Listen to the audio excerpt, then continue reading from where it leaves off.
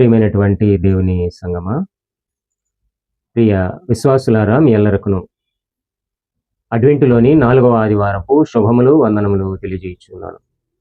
మీరందరూ బాగున్నారని ఆశిస్తూ ఉన్నాను. మీకోసం నిత్యము ప్రార్థిస్తున్న దైవజనులలో నేను ఒక వ్యక్తిగా ఉంటూ ఉన్నాను.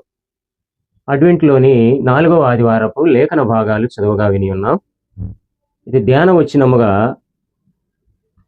లూకా సువార్త 1వ అధ్యాయము 70వ వచనాన్ని ఒకసారి చదువుకుందాం. తన సేవకుడైన దావీదు వంశమునందు మన కొరకు రక్షణ శృంగమును, అనగా మన శత్రువుల నుండి మనలను ద్వేషించు వారందరి చేతి నుండి తప్పించి రక్షణ కలుగజేసెను. ఆయన తన ప్రజలకు దర్శనమిచ్చి వారికి విమోచన కలుగజేసెను.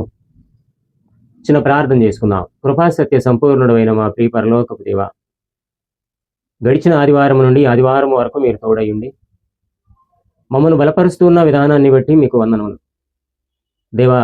అడ్వెంటు 4వ ఆదివారపు వర్తమానమును మేము వినబోచ్చు ఉండగా నన్ను మీ సిలువు చాటును మరుగుపరుచుకుని నా నోటి మాటలు మందరి హృదయ ధ్యానములు మీకు అంగీకారముగా చేసుకుని యజమానుడికి అర్హమైన పాత్రగా వాడుకుని బిడలను ఆత్మీయముగా బలపరచమని యేసునామమున అడిగి వేడుకొనుచున్నాను మా పరమ తండ్రి, ఆమేన్. మన పరమ తండ్రి అయిన దేవుని ప్రేమయు, కుమారుడైన యేసుక్రీస్తు కృపయు, సమాధానము మీకు తోడైయుండునుగాక, ఆమేన్. ప్రియమైనటువంటి వారలరా, వర్తమానంలోనికి వెళ్లే ముందు ఒక ఆంధ్ర క్రైస్తవ కీర్తన పుస్తకంలో కీర్తన వ్రాసినటువంటి వ్యక్తుల యొక్క జీవిత చరిత్రను మొదటిగా విందాం. నెల్లూరు కవిరాజులుగా చెప్పబడినటువంటి వారు రావూరి రంగయ్య, రావూరి లక్ష్మయ్య మనందరికీ తెలిసినటువంటి వారే. వీరి స్థలాన్ని మనం గమనించినట్లయితే నెల్లూరు జిల్లా కావలి తాలూకా రాజుపాలెం గ్రామ వాస్తవ్యులు. చిన్న వయసులోనే తల్లిదండ్రులను కోల్పోయినటువంటి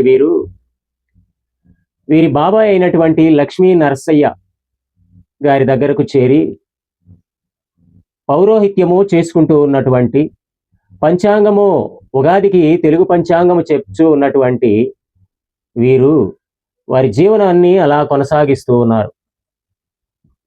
ప్రియమైనటువంటి వారలారా, సితారా చేతబుచ్చుకొని వీధుల వెంట పాటలు పాడుతూ వెళ్తూ ఉన్నటువంటి చిన్నవాడు తమ్ముడు. ఆయన చక్కని కంఠస్వరాన్ని గమనించి ముగ్ధుడైనటువంటి అమెరికన్ బాప్టిస్ట్ మిషనరీ దేవాలయం ముందుగా వెళుతూ ఉన్న తనను పలకరిస్తూ తనతో స్నేహము కొనసాగించాడు. క్రమేణా ప్రభు బోధనను తెలియపరుస్తూ తనను ఆత్మీయముగా బలపరుస్తూ ఉన్న తరుణంలో తాను ప్రభువును నమ్మి విశ్వాసముంచి ప్రభు అయిన యేసుక్రీస్తు నామములో పాటలు పాడుతూ ఉన్నటువంటి రావూరి లక్ష్మయ్య ఈ సమాచారాన్ని కొంతమంది వ్యక్తులు రావూరి రంగయ్య గారికి తెలియపరిచారు. తెలుసుకున్నటువంటి రావూరి రంగయ్య కోపోద్రిక్తుడై తన తమ్ముని మీద కోపం ఎక్కువయ్యి చింతకొమ్మ కర్రలాగా చేసుకుని చింత వెరికతో కోపం తీరేలాగా ఎంతో కొట్టి, రక్తం కారేటట్లు, గాయాలు పడేటట్టు కొట్టి విడిచిపెట్టి వెళ్ళిపోయాడట. రోడ్డు ప్రక్కనే పడి గాయాలతో ఉన్నటువంటి తమ్ముడు బాధపడుతూ ఉంటే వెళ్ళిపోయిన రంగయ్య మరలా తమ్ముడు ఎలా ఉన్నాడో చూద్దామని భయంగా వస్తూ ఉన్నాడట. ఎందుకంటే కోపముగా ఉన్నాడు కదా, కొట్టాను కదా, నా మీద తిరుగుబాటు చేస్తాడేమోనని. అయితే రావూరి లక్ష్మయ్య దెబ్బలు తిని రక్తము కారుతూ ఉన్న గాయాలతో ఉన్నటువంటి తమ్ముడు అన్నను చూసిన వెంటనే ఆంధ్ర క్రైస్తవ కీర్తన పుస్తకములలో, పెద్ద పుస్తకాల్లో 162వ కీర్తన, చిన్న పుస్తకాల్లో 316వ కీర్తన, అన్నా మన యేసు ప్రభుని కన్నా రక్షకుడు లేడు, ఎన్నరాని మన యఘములు అన్నీ సడలించి ప్రోసి, అన్నా మన యేసు ప్రభుని కన్న రక్షకుడు లేడు అనేటటువంటి కీర్తన పాడాడంట. మన దోషములకు బదులుగా మరణావస్థల నొందెను, తన దివ్యావయముల రక్తము చిందించెను భువిపై అంటూ అన్నా మన యేసు ప్రభుని కన్నా రక్షకుడు లేడన్నా అని ప్రేమతో పాట పాడాడట. ఆ పాట పాడితే దెబ్బలు తిన్నటువంటి తమ్ముడు నాపై తిరుగుబాటు చేస్తాడనుకుంటే ప్రేమగా నా మీద ఇంకా అన్నా అని పలకరిస్తున్నాడని జాలి హృదయంతో రావూరి రంగయ్య ఆంధ్ర క్రైస్తవ కీర్తన పుస్తకంలో 165వ కీర్తన, పెద్ద పుస్తకాల్లో, చిన్న పుస్తకాల్లో 60వ సంకీర్తన, ఈలాటిదా యేసు ప్రేమ నన్ను తోలా నడక తనదు జాలి చూపినదా, ఈలాటిదా యేసు ప్రేమ ఎనలేని పాపకోపమున నేను తనకి మినుకుచూనే దరిగా నాకోండన్ కనికరమున బెంచినందు, ఈలాటిదా యేసు ప్రేమ నన్ను తోలా నడక తనదు జాలి చూపినదా, ఈలాటిదా యేసు ప్రేమ. ప్రియమైనటువంటి దేవుని బిడ్డలారా, తమ్ముని యొక్క బాధలో కూడా ప్రభువును గుర్చినటువంటి సమాచారము అన్నయ్యకు తెలియజేస్తూ, అన్నా మన యేసు ప్రభుని కన్నా గొప్ప ఎవరు లేరయ్యా అని పాట పాడితే, ఇంతగా ప్రేమించేదా యేసు ప్రభుని ప్రేమ, ఎలాంటిదా యేసు ప్రేమ అని తాను కూడా వ్రాసినటువంటి కీర్తనండి అది. చూసారా? అయితే తర్వాత కొంతకాలానికి రంగయ్య కూడా యేసు ప్రభువుని అంగీకరించాడు. యేసు ప్రేమను తనలో పెంచుకున్నాడు. అలాంటి యేసు ప్రేమ మనలో ఉంటే ఎదుటి వారిని మనము కూడా క్షమిస్తాం.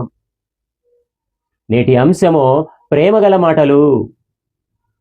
ప్రేమ కలిగిన మాటలు ఎవరు మాట్లాడతారు? ప్రభువు మాట్లాడాడు. ప్రభువును అంగీకరించినటువంటి వారు మాట్లాడతారు. దేవుని బిడలారా, నేటి లేఖన భాగములలోకి వెళదాము రండి. పాత నిబంధన పాఠ్య భాగముగా యెషయా గ్రంథము 40వ అధ్యాయము 1వ వచనము నుండి 8వ వచనం వరకు చదవగా విని ఉన్నాం. ఇక్కడ ధ్యాన వచనముగా 2వ వచనాన్ని చదువుకుందాం. నా జనులను ఓదార్చుడి, యెరూషలేములో ప్రేమగా మాట్లాడుడి. ఆమె యుద్ధకాలము సమాప్తమయ్యను, ఆమె దోష రుణము తీర్చబడెను. యెహోవా చేతి వలన ఆమె తన సమస్త పాపముల నిమిత్తము రెండింతలు పొందినను సమాచారము ఆమెకు ప్రకటించుడి. ఇక్కడ ఉపాంశము ప్రేమగా మాట్లాడండి. ప్రేమగల మాటలు అనే అంశంలో మనం ఏర్పాటు చేసుకున్న అంశంలో ఉపాంశము ప్రేమగా మాట్లాడండి. ఇశ్రాయేలు ప్రజలు బబులోను చెరలో నుండి దేవునిని ప్రార్థిస్తూ విడిపించమని, మనకు నిరీక్షణ ఆధారణకర్తగా ఉండి ఆదరించమని దేవునిని వారు కోరుకొనినటువంటి సందర్భము. దేవుడు అప్పుడు ఈ ప్రవచనము వాక్కులను వినిపించినటువంటి సందర్భము మనం చూస్తూ ఉన్నాం. ప్రియమైనటువంటి వారలారా, ఇక్కడ 2 విషయాలను మనం గమనించాలి. ఒకటి, ఓదార్పు మాటలు ఉన్నాయి. రెండవది, ప్రేమతో మాట్లాడిన మాటలు ఉన్నాయి. ఓదార్పు మాటలు, ప్రేమతో మాట్లాడిన మాటలు మనం ఇక్కడ చూస్తూ ఉన్నాం. ప్రియమైనటువంటి వారలారా, ఇక్కడ చరిత్రను గమనించినట్లుగా అయితే క్రీస్తు పూర్వము 587 నాటికి బబులోను సైన్యాలు యెరూషలేమును ధ్వంసం చేశాయి.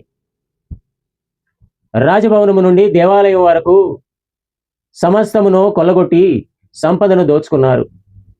అనేక మంది యవనస్తులను బలవంతముగా బబులోను చెరకు బందీలుగా కొనిపోయారు. ఇదంతా ఎందుకు జరిగింది అంటే, యెరూషలేము జనాంగము యెహోవా మీద నమ్మకం ఉంచకపోవడం వలన జరిగింది. యోధా అందుకే శిక్షకు కారణమైంది. ఇప్పుడు ప్రవక్త ఓదార్చుచు ప్రేమగా మాట్లాడుచూ ఉన్నాడు. బబులోను ఓటమి పాలవుతుంది, యోధాకు విడుదల కలుగుతుంది అని చెప్పుచున్నాడు. ఈ మాటలు వారిని సంతోషపరిచినాయండి. ఈ ప్రవచనము ఏమంటూ ఉన్నాడు? యుద్ధకాలము సమాప్తమాయను అని చెప్పుచూ ఉన్నాడు. యుద్ధకాలము సమాప్తమగుచూ ఉన్నది. మెస్సయ రాకడ గురించి, ఆయన రాజ్య స్థాపన గురించి, ప్రజలు శిక్షాకాలము పూర్తి కావస్తూ ఉందని, రాబో తరముల వారికి రక్షణ ఆశీర్వాదములు కలుగుతాయని శుభవార్తను ప్రకటించి మంచి మాటలు చెప్పాడు. 3వ వచనంలో మనం గమనించినట్లయితే ప్రియమైనటువంటి వారలారా, అరణ్య మార్గములో అంటూ ఉన్నాడు. మనము గమనించినట్లుగైతే ఇశ్రాయేలు ప్రజల పట్ల బబులోను చెర నుండి ఊరేగింపుగా యోధాకు తిరిగి వస్తారని చెప్పుచున్నటువంటి సందర్భమును ఇక్కడ మనము చూస్తూ ఉన్నాం ప్రియమైనటువంటి వారలారా. ఇది యెహోవా ఇచ్చే విజయమని వారు గమనించారు, వారికి బోధించాడు, వారు విశ్వసించారు, నమ్మారు. యెషయా గ్రంథము 40వ అధ్యాయము ఒకసారి మనం గమనించినట్లయితే ప్రియమైనటువంటి వారలారా, 40వ అధ్యాయము 3వ వచనములో, ఆలకించుడి, అడవిలో ఒకడు ప్రకటించుచు ఉన్నాడు, ఎట్లనగా అరణ్యములో యెహోవాకు మార్గము సిద్ధపరచుడి, ఎడారిలో మా దేవుని రాజమార్గము సరళము చేయుడి. అరణ్యములో యెహోవా మార్గము సిద్ధపరిచాడు. ఎవరు? యెషయా ప్రవచించినటువంటి ప్రవచనము, ఈ ప్రవచన ప్రస్తావనం క్రొత్త నిబంధన గ్రంథంలో బాప్తిస్మిచ్చి యోహాను అరణ్యము నుండి వస్తాడని తెలియజేస్తూ ఉన్నది. లూకాసు వార్త 3వ అధ్యాయం 6వ వచనంలో, సకల శరీరులు దేవుని రక్షణ చూతురు అని అరణ్యములో కేకలు వేయుచున్న యొకని శబ్దము అని ప్రవక్త అయిన యెషయా వాక్యములు గ్రంథమందు రాయబడినట్లు ఇది జరిగెను. 4వ వచనము, యెషయా గ్రంథం 40వ అధ్యాయం 4వ వచనాన్ని గమనించినట్లయితే ప్రియమైనటువంటి వారలారా, ప్రతి లోయను ఎత్తు చేయవలెను, ప్రతి పర్వతమును ప్రతి కొండను అణచవలెను, వంకరవి చక్కగాను కరుకైనవి సమముగాను ఉండవలెను. ఈ 4వ వచనములో ప్రతి లోయను ఎత్తు చేయవలెను అనగా తగ్గింపు స్వభావము గలవారిని హెచ్చించాలి అని చెప్పబడినటువంటి అర్థం. ప్రతి పర్వతమును ప్రతి కొండను అణచవలెను అనగా హెచ్చింపు స్వభావము గలవారిని తగ్గింపు స్వభావము గలవారిగా చేయమని అర్థము. వంకరవి చక్కగాను కరుకైనవి సమముగాను చేయవలెను అనగా పాపపు వంకర మార్గములో నడుచు వారిని నీతి మార్గములో నడిపించమని అర్థము.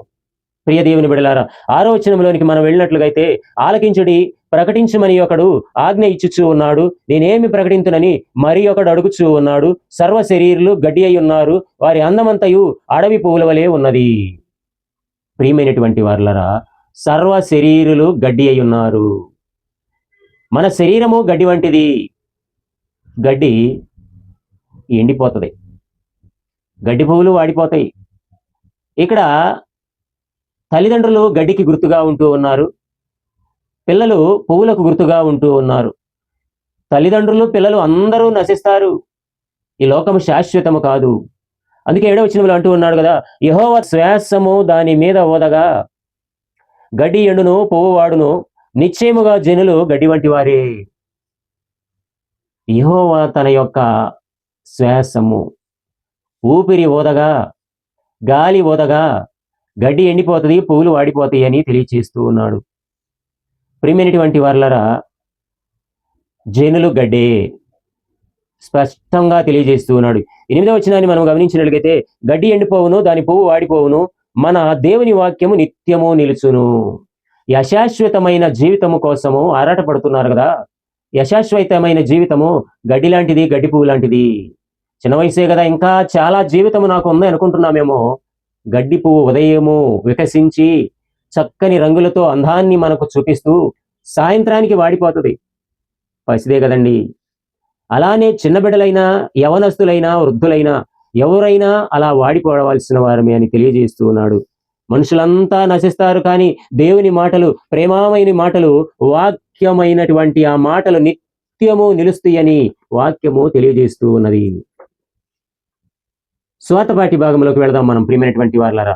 లూకాసు వార్త 1వ అధ్యాయము 67వ వచనం నుండి 80వ వచనం వరకు చదువుగా విన్నాము. ఇక్కడ ధ్యాన వచనముగా లూకాసు వార్త 1వ అధ్యాయము 79వ వచనాన్ని చదువుకుందాం. మనము ఆదములను సమాధాన మార్గములోనికి నడిపించినట్లు చీకటిలోను మరణాచ్ఛేయలోను కూర్చుండు వారికి వెలిగిచ్చుటకై ఆ మహావాత్సల్యమును బట్టి పైనుండి ఆయన మనకు అరుణోదయ దర్శనమును అనుగ్రహించెను. ప్రియమైనటువంటి వారలారా, స్వార్థ పాఠ్య భాగంలో ఉపాంశము ఆదరణగా మాట్లాడండి, ఆదరణగా మాట్లాడుడి. ఇది జకర్యా స్తుతి గీతము. జకర్యా ఆత్మ ప్రేరితుడై ఈ గీతాన్ని పలికాడు. ఈ గీతంలో మెస్సయ్య ద్వారా పాప విమోచన కలుగుతుంది, రక్షణ దయచేస్తాడు అని తెలియజేస్తున్నటువంటి, స్తుతిస్తూ ఉన్నటువంటి సందర్భము. ఈ స్తుతి 3 విధాలుగా కనబడుతూ ఉన్నది. ఒకటి, దేవుడు ప్రజలను రక్షిస్తాడని, రక్షించడానికి వస్తాడు. రెండవది, రక్షణ ఇశ్రాయేలు ప్రజలకు, సమస్త మానవాళికి. మూడవది, దేవుడు పూర్వము అబ్రహాము దావీదులతో చేసిన నిబంధనల ప్రకారమే రక్షణ లభిస్తూ ఉంది. ప్రియమైనటువంటి దేవుని సంగమా, ఈ మాటలు మనము వింటూ ఉన్నాం. జకరియా స్తుతి గీతము చాలా విశేషమైనది, ప్రాముఖ్యమైనదిగా ఉంటూ ఉన్నదని మనందరము గమనించాలి. మనం చదువుకున్న లోకాసువార్త 1వ అధ్యాయము 70వ వచనములో రక్షణ శృంగమును మన కొరకు వచ్చాడు. అక్కడ అంటున్నాడు కదా, తన సేవకుడైన దావీదు వంశమునందు మన కొరకు రక్షణ శృంగమును, అనగా మన కొరకు రక్షణ శృంగముగా ఆయన వచ్చాడు. 71వ వచనంలో అంటున్నాడు కదా, మన శత్రువుల నుండి, మనల్ని ద్వేషించు వారందరి చేతి నుండి తప్పించి రక్షణ కలుగజేశాను, రక్షణ కలుగజేస్తాడట. 72వ వచనంలో గమనించినట్లయితే, దీనిని గూర్చి ఆయన ఆది నుండి తన పరిశుద్ధ ప్రవక్తల నోట పలికించెను. నెరవేర్పును, ప్రవచనాల నెరవేర్పును ఇక్కడ పలికింపుగా చూస్తూ ఉన్నాం, నెరవేర్పుగా చూస్తూ ఉన్నాం. ఇక 73, 74 వచనాల్లో మనం గమనించినట్లయితే, ప్రియమైనటువంటి వారిలో కరుణించుటకును, తన పరిశుద్ధ నిబంధనను, అనగా మన తండ్రి అయిన అబ్రహాముతో తాను చేసిన ప్రమాణమును జ్ఞాపకం చేసుకున్నటకును, ఆ ప్రమాణం జ్ఞాపకం చేసుకుంటూ ఉన్నాడు. కాబట్టి మిమ్మల్ని విడిచిపెట్టను, మిమ్మల్ని ఆశీర్వదింపజేస్తాను అని. ఆదికాండము 22వ అధ్యాయము 18వ వచనంలోకి మనం వెళ్ళినట్లయితే, మరియు నీవు నా మాట వినినందున భూలోకములోని జనములన్నీ నీ సంతానము వలన ఆశీర్వదింపబడును, నా తోడని ప్రమాణము చేసి ఉన్నానని యెహోవా సెలవిచ్చెనెను. ప్రియమైనటువంటి వారలారా, ఇక 75వ వచనంలో మనం గమనించినట్లయితే, మన శత్రువుల చేతిలో నుండి విడిపింపబడి మన జీవిత కాలమంతయు నిర్భయులమై ఆయన సన్నిధిని, మన జీవిత కాలమంతా భయం లేకుండా దేవుని సన్నిధిలో మనం స్తుతించాలి, ఆయనను మహింపరచాలి. అట్టి అవకాశము వారికి ఇస్తూ ఉన్నాడు, నేడు మనకును ఇచ్చాడు. 76వ వచనము గమనించినట్లయితే, పరిశుద్ధముగాను నీతిగాను ఆయనను సేవింపను అనుగ్రహించుటకును ఈ రక్షణ కలుగజేసెను. ఆయన సన్నిధిలో ఎలా ఉండాలి? మనం ఆయన సన్నిధిలో నిత్యం ఉంటామంట, భయం లేకుండా అని ముందు చెప్తూ ఇక్కడంటూ ఉన్నాడు, ఆయన సన్నిధిలో పరిశుద్ధముగాను నీతిగాను ఉండుటకు పిలువబడ్డాం మనం. అక్రమముల నుండి విడిపించి ఆదరణ కలిగించి రక్షణనిస్తాడట. మెస్సయ్య భవిష్యత్ కార్యాన్ని తెలిపిన జకరియా గురించి ఇక్కడ మనం వింటూ ఉన్నాం. 78వ వచనంలో, తన ప్రజలకు రక్షణ జ్ఞానము ఆయన అనుగ్రహించినట్లు ఆయన మార్గములను సిద్ధపరచుటకై నీవు ప్రభువునకు ముందుగా నడుతువు. ఈ ప్రవచనము తెలియజేస్తున్నాడు. యోహాను భవిష్యత్తు కార్యాన్ని తెలిపినటువంటి సందర్భము. ఒకటి, మెస్సయ్యకు మార్గము సిద్ధం చేయడం. రెండవది, ప్రజలను క్రీస్తు రాకడకు సిద్ధపరచడం. మూడవది, మెస్సయ్య రాకడ పాప క్షమాపణ కలుగుతుందని తెలియచేయడం. ఇలాగూ 30 సంవత్సరముల పాటు అరణ్యములోనే జీవించి మెస్సయ్యను గూర్చి ఆదరణ మాటను ప్రకటిస్తూ ప్రజలను సిద్ధపరిచాడు. ఒంటె రోమము గల వస్త్రములు ధరించాడు. మిడతలను తేనెను ఆహారముగా తీసుకుంటూ 30 సంవత్సరాల పాటు అరణ్యములో ఉన్నాడు. మరి ఇప్పుడు మనమేం నేర్చుకోవాలి? దైవ కార్యము నిమిత్తము సహకరించమని కోరగా యోహాను తల్లి గర్భము నుండి సహకరించాడు. ఇర్మియా గ్రంథము 1వ అధ్యాయం 5వ వచనంలో అంటున్నాడు కదా, గర్భములో నేను నిన్ను రూపింపక మునిపే నిన్ను ఎరిగి తిని, నీవు గర్భము నుండి బయటపడక మునిపే నిన్ను నియమించి తిని. యోహాను పాత నిబంధన ప్రవక్తలలో ప్రకటింపబడినటువంటి రీతిగా దేవుడు ఎన్నుకున్నటువంటి యోహాను క్రీస్తు పనికి సిద్ధపరిచాడు. ప్రియమైనటువంటి వారలారా, ఈ విషయాన్ని గమనించాలి. రక్షణ ఉద్యమంలో యోహాను పాల్గొనడానికి సిద్ధపడ్డాడు, పాల్గొన్నాడు, కార్యం జరిగించాడు. మరి నీవు నేను కూడా పాల్గొనడానికి సిద్ధమేనా? రెండవది, యోహాను తన హృదయంలో ప్రభువు స్వరాన్ని విన్నాడు, సాక్షిగా బ్రతికాడు, నిజమైన ఆదరణ మాటలు మాట్లాడాడు. అలా మనం కూడా ఆదరణ మాటలను మాట్లాడదాం, చెబుదాం. పత్రికా పాఠ్య భాగంలోకి వెళదాం. హెబ్రీ పత్రిక 12వ అధ్యాయం 24వ వచనం గమనించినట్లయితే, క్రొత్త నిబంధనకు మధ్యవర్తి అయిన యేసు నొద్దకును హేబేలు కంటే మరి శ్రేష్టముగా పలుకు ప్రోక్షణ రక్తమునకును మీరు వచ్చి ఉన్నారు. ఇక్కడ ఉపాంశము ఆరోగ్యకరమైన మాటలు. ప్రియమైనటువంటి వాళ్ళారా, పౌలు హెబ్రీ సంఘమునకు వ్రాసినటువంటి లేఖ ఇది. మీరు ఆశీర్వాదకరముగా ఉండండి, ఒకరినొకరు సహించుకొనండి, ఆరోగ్యకరముగా మాట్లాడుకొనండి అని చెప్పుచూ ఉన్నటువంటి సందర్భము ఇక్కడ మనము చూస్తూ ఉన్నాం. ప్రియమైనటువంటి వాళ్ళారా, హెబ్రీ పత్రిక, ఒకసారి మనం హెబ్రీ పత్రికలోనికి వెళదాం. హెబ్రీ పత్రిక 12వ అధ్యాయము 15వ వచనములో గమనించినట్లుగైతే ఇక్కడ అంటున్నాడు, మీలో ఎవడైనను దేవుని కృప పొందకుండా తప్పిపోవునేమో అనియు, చేదైన వేరు ఏదైనను మొలచి కలవరపరచుట వలన అనేకులు అపవిత్రులైపోదురేమో అనియు. ప్రియమైనటువంటి వాళ్ళరా, ఇక్కడ చెప్తూ ఉన్నటువంటి మాటలు, ఒకటి, దైవ కృపను పొందకుండా తప్పిపోవద్దు. రెండవది, చేదైన వేరు మలిచి అపవిత్రులైపోవద్దు. చేదైన వేరు అనగా ఇతరుల పట్ల అస్వస్థత, అస్పష్టత, ద్వేషములు, అసహ్యపు వైఖరి, దేవునికి లోబడిని జీవితం, దీనిని వదిలేయమని పౌలు చెప్పుచూ ఉన్నటువంటి మాటలు. 16వ వచనం గమనించినట్లయితే, ఒక కూటి కొరకు తన జ్యేష్ఠత్వపు హక్కును అమ్మివేసిన ఏశాపు వంటి భ్రష్టుడైనను వ్యభిచారి అయినను ఉండునేమో అనియు జాగ్రత్తగా చూచుకొనుడి. 16వ వచనంలో అంటూ ఉన్నాడు, కూటి కోసము జ్యేష్ఠత్వమును అమ్ముకున్న ఏశావును కనబడుతూ ఉన్నాడు. భ్రష్టుడైపోయాడు, వ్యభిచారి అయిపోయాడు. దైవ ఆశీర్వాదములు లేకపోతే మనము కూడా ఎంత సంపాదించినా, ఎంతో ప్రయాసపడినా భ్రష్టులమైపోతామని గ్రహించాలి. ఆదికాండము 25వ అధ్యాయం 34వ వచనంలో, యాకోబు ఆహారమును చిక్కుడు కాయల వంటకమును ఏశావుకిచ్చెను, అతడు తిని త్రాగి లేచిపోయెను, అట్లు ఏశావు తన జ్యేష్ఠత్వమును తృణీకరించెను. దేవుని ఆశీర్వాదాల కన్నా ప్రియమైనటువంటి వారలరా, చాలా మంది ఏశావులాగా లోక సంతోషాలను కోరుకొనుచూ ఉన్నారు అని పౌలు చెప్పుచూ ఉన్నటువంటి మాటలు. ఇది మీకు ఆశీర్వాదకరము కాదు. 18వ వచనంలో అంటున్నాడు కదా, స్పృశించి తెలుసుకొనదగినట్టియు మండుచున్నట్టియు కొండకును అగ్నికిని కారు మేఘమునకును గాఢాంధకారమునకును తుఫానుకును. ఇంకంటున్నాడు 19వ వచనంలో, బోరధ్వనికిని మాటల ధ్వనికి మీరు వచ్చి ఉండలేదు. ప్రియమైనటువంటి వారలరా, ఇక్కడ ఒక లిస్టు చెప్పుచూ ఉన్నాడు పౌలు భక్తుడు. ఏమని? ఒకటేమో మండుచున్న కొండకు, రెండవది అగ్నికిని, సి కారు మేఘమునకును, డి గాఢాంధకారమునకును, ఈ తుఫానుకును, ఎఫ్ బోరధ్వనికి, జి మాటల ధ్వనికి వచ్చి ఉండలేదని పౌలు అంటూ ఉన్నటువంటి మాటలు. ఇక్కడ దేవుడు యూదులకు ధర్మశాస్త్రము ఇచ్చిన సంఘటనను తెలియజేయచ్చు ఉన్నాడు. దేవుడు మోషేతో మాట్లాడాలని అగ్నితో సియోను పర్వతంపైకి దిగి వచ్చాడు. కారు మేఘము కమ్మగా చీకటి తుఫాను ఆ పర్వతమును ఆవరించింది. నిర్గమాకాండము 19వ అధ్యాయము 16-17 వచనాల్లోను, నిర్గమాకాండము 20వ అధ్యాయము 18 నుండి 21 వచనాల్లో మనం చూడగలుగుతాం. ప్రియమైనటువంటి వారలారా, మోషే కూడా భయపడ్డాడు. ద్వితీయోపదేశకాండము 9:19 అంటూ ఉన్నాడు కదా, ఏలయనగా మిమ్మును నశింప చేయవలెనని కోపపడిన యెహోవా కోపోద్రేకమును చూచి భయపడి తిని, ఆ కాలమందును యెహోవా నా మనవి ఆలకించెను. నేను చాలా భయపడ్డాను. ఆయన కోప ఉద్రేకము ఎంతటిదో చూసి నేను భయపడ్డాను. ఆయన భయంకరమైన వాడు. అయితే నేను మొరపెట్టగా యెహోవా నా మనవి ఆలకించాడు. కాబట్టి ఆయన కోపము శాశ్వత కాలం ఉండేది కాదండి, వెంటనే చల్లారిపోయేటటువంటిది, పాలపై పొంగులాంటిది అని తెలియచేస్తూ ఉన్నాడు. హెబ్రీ పత్రిక 12వ అధ్యాయం 21వ వచనంలో మనం గమనించినట్లయితే, ప్రియమైనటువంటి వారలారా, ఇక్కడ తెలియజేస్తున్నటువంటి మాట ఏమిటి అంటే, హెబ్రీ పత్రిక 12వ అధ్యాయము 21వ వచనంలోకి వెళదాం. మరియు ఆ దర్శనం ఎంతో భయంకరముగా ఉన్నందున మోషే, నేను మిక్కిలి భయపడి వణుకుచున్నానెను. చూశారండి, పౌలు భక్తుడు హెబ్రీ సంఘానికి తెలియజేస్తూ ఈ సమాచారాన్ని ఇస్తూ ఉన్నాడు.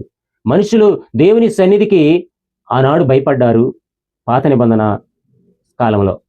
క్రొత్త నిబంధన కాలంలో ప్రతి విశ్వాసి భయం లేకుండా దేవుని సన్నిధికి వెళుతూ ఉన్నారు. ఈ వ్యత్యాసాన్ని గమనించాలి మనం. హెబ్రీ పత్రిక 12వ అధ్యాయము 22వ వచనాన్ని గమనించినట్లుగైతే, ఇప్పుడైతే సియోనును కొండకును, జీవముగల దేవుని పట్టణమునకును, అనగా పరలోకపు యెరూషలేమునకును వేవేల కొలది దేవదూతల యొద్దకును, నూతన యెరూషలేము పట్టణము మనందరం చేరతామట. 23వ వచనంలో అంటున్నాడు, పరలోకమందు వ్రాయబడి ఉన్న జ్యేష్ఠుల సంఘమునకును, వారి మహోత్సవమునకును, అందరి న్యాయాధిపతి అయిన దేవుని యొద్దకును, సంపూర్ణ సిద్ధి పొందిన నీతిమంతుల ఆత్మల యొద్దకును. 23వ వచనంలో జ్యేష్ఠుల సంఘము ఉంటుంది, మహోత్సవం ఉంటూ ఉన్నది, అందరికీ న్యాయాధిపతి ఉంటాడు, సంపూర్ణ సిద్ధి పొందిన నీతిమంతులు ఆత్మలు ఉంటాయి. 24వ వచనంలో అంటున్నాడు కదా, క్రొత్త నిబంధనకు మధ్యవర్తి అయిన యేసు నొద్దకును హేబేలు కంటే మరి శ్రేష్టముగా పలుకు ప్రోక్షణ రక్తమునకును మీరు వచ్చి ఉన్నారు. హేబేలు రక్తము తీర్పు తీర్చమని కోరగా, యేసుక్రీస్తు రక్తము పాపముల నుండి పాపులను క్షమించమని రక్షించమని కోరుతూ ఉన్నది. గమనించారండి ఈ వ్యత్యాసము. 25వ వచనంలో పరలోకం చేరాలంటే బుద్ధి కలిగి జీవించండి. 28వ వచనంలో నిజమైన నిశ్చలమైన దేవుని సన్నిధికి మనందరము చేరుదాము. శపించుట కంటే ఆశీర్వదించుట మేలు. అందుకే మన అంశము ప్రేమాన్విత మాటలు. ప్రేమాన్విత మాటలు ఎలాంటివి? ప్రేమగా మాట్లాడండి, ఆదరణగా మాట్లాడండి, ఆరోగ్యకరంగా మాట్లాడండి. అలాంటి మాటల ద్వారా ప్రభు వాక్యము నిత్యము నిన్ను నన్ను ధైర్యపరుస్తుంది, బలపరుస్తూ ఉన్నాయి, ప్రోత్సహిస్తూ ఉన్నది, ఆశీర్వాదకరముగా ఉంటుంది. అలాంటి మాటలు మనము కూడా మాట్లాడి అనేక మందిని ఆత్మీయముగా బలపరుద్దాం, దేవుని సన్నిధికి నడిపిద్దాం. అలాంటి కృపా సహాయము మన ప్రభు అయిన యేసుక్రీస్తు వలన మీ హృదయములకు తలంపులకు తోడయుండునుగాక. ఆమేన్. ప్రభునందు ప్రియమైనటువంటి వారలారా, మరొక పర్యాయము మీ ಎಲ್ಲరికూ వందనములు శుభములు తెలియజేస్తూ ఉన్నాను. ఈ వీడియోను వీక్షించండి, లైక్ చేయండి, షేర్ చేయండి, సబ్స్క్రైబ్ చేయండి. సబ్స్క్రైబ్ చేయటం మర్చిపోవద్దు, ఎందుకంటే నాకు మరొక వీడియో చేయడానికి ప్రోత్సాహకరంగా ఉంటూ ఉన్నది.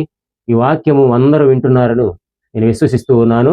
గమనించండి, నేను ఒక ప్రత్యేకమైన గ్రూప్ ఏర్పాటు చేసుకుని ఉన్నా. ఆ గ్రూపులో మీరు కూడా చేరితే బాగుంటుందని ఆశ. ఎందుకంటే ఏఎల్సి గ్రూపుల్లో పెడుతుంటే కొంతమందికి ఇష్టంగా ఉండటం లేదు. ఎందుకంటే అందరికీ నచ్చదులేండి. అందుకని ఇష్టపడేటటువంటి వారు ఈ గ్రూప్లో చేరడానికి ప్రయత్నం చేయాలని కూడా మనవి చేస్తున్నాను. మరొక వీడియోతో కలుసుకుందాం. అంతవరకు సెలవు. వందనాలు.